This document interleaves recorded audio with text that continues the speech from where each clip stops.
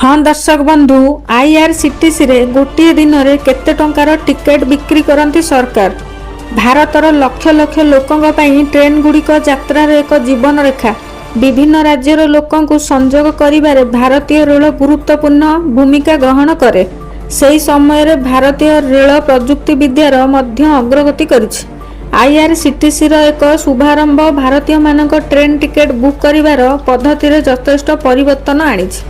एबे rail counter रे लंबा धाड़ी रे ठिया हेबार आवश्यकता नहीं, बरं स्मार्टफोन किंबा कंप्यूटर रे केवल किछि क्लिक सहित टिकेट बुक करा जाई परिबो। किंतु प्रश्न उठे सरकार आईआरसीटीसी मध्य रे गोटे दिन रे केते टिकेट बिक्री करंती। जदि आम चैनल रे नुआ अछंती ताहाले चैनल को सब्सक्राइब करबा सहित बेल आइकन को दबाई दियंतु। देरी न करी चलंतु खबर ऊपर नजर पकाइबा।